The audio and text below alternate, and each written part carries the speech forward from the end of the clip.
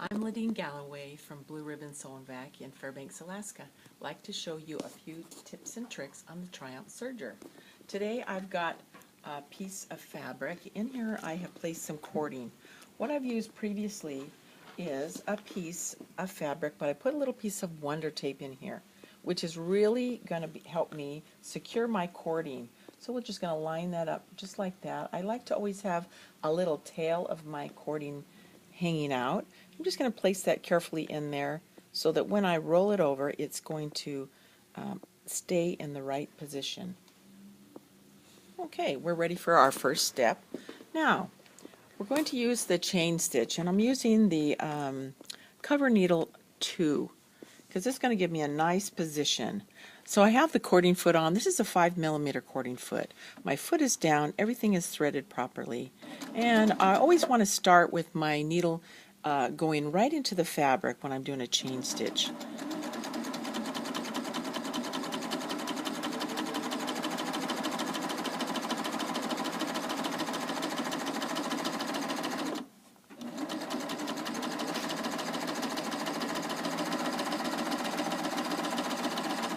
And then we can easily just grab our next piece, lift our foot up. We have a great knee lift on here, which is one of my most favorite tools. And since we've already started one, we can easily go into the next. And it'll just feed right in there.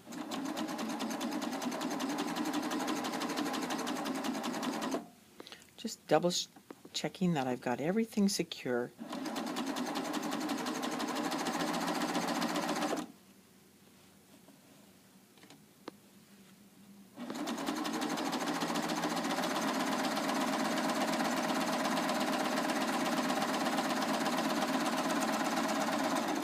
Don't worry about that extra little tail we've got. Alright, now we've got a nice little tail at the end here. We're going to clip right there because we want to always leave ourselves a little tail. These two pieces I'm going to clip apart and use a little bigger pair of scissors to get rid of that other little end because I won't need all of that. An easy technique that I'm going to show you next is how easy it is to quilt as you're going. And I'm going to start, oh, I want to actually change my feet. Thank you. Okay, so we're going to switch next to our, make sure that my needle's in a good position. Clip my needle thread so I can get it nice, get that out there easily. There we go. Okay. Take off that cording foot. I'm going to replace that with the the narrow cover and chain stitch foot. Get that in the right position.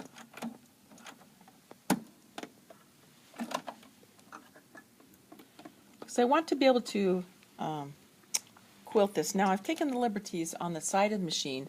I can also change right here the dial, which is my pressure dial, to a lighter weight, or lighter pressure. So now I'm going to use the edge of my foot basically as my 1/4 inch guide. So this is going to help me to kind of quilt as I'm going. This is so nice because I have lots of head space here. Just going to guide my fabrics. They'll move just a little bit, but they're going to hold in place quite well. I'm going to do a little chain off.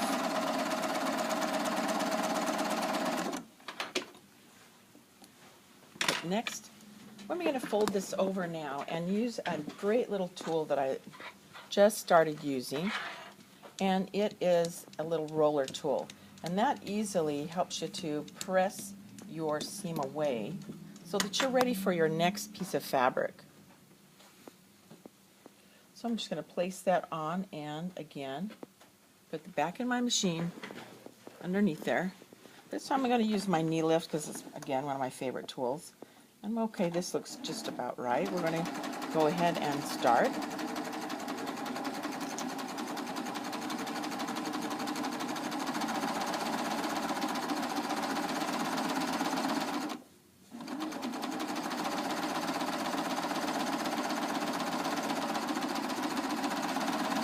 Chain off again.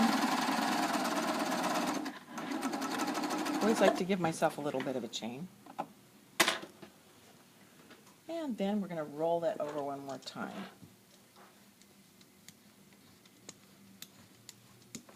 Now just press away just to help us to get that seam in the right position.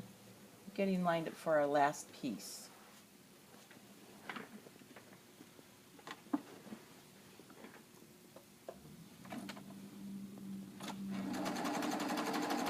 So you can pretty well eyeball it and then get yourself lined up as you're going on to that last piece of fabric.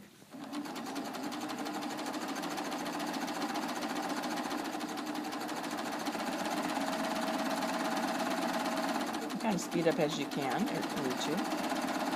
Okay, there we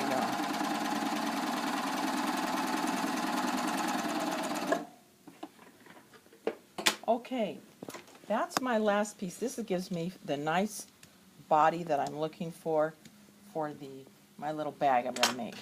I have my last technique I'd like to show you.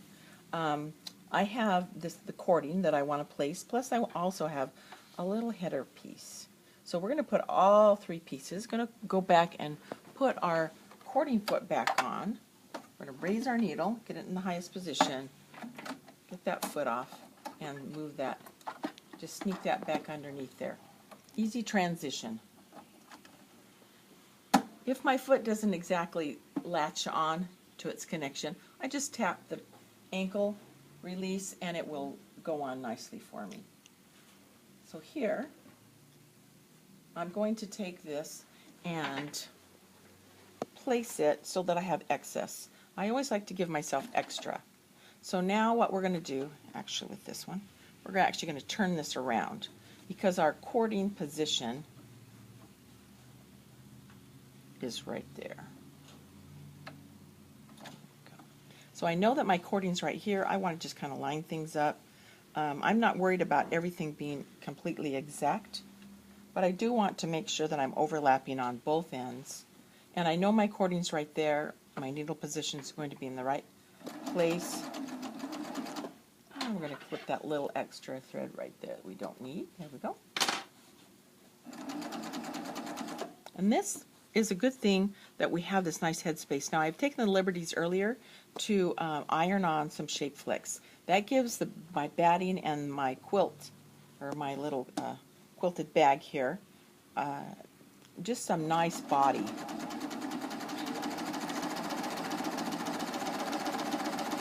Easy to feed back through.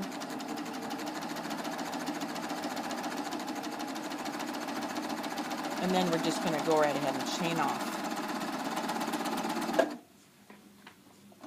We also have a great little thread cutter right on the top there. So that makes a very easy little bag, gives you a nice touch with the piping, and you quilt as you go.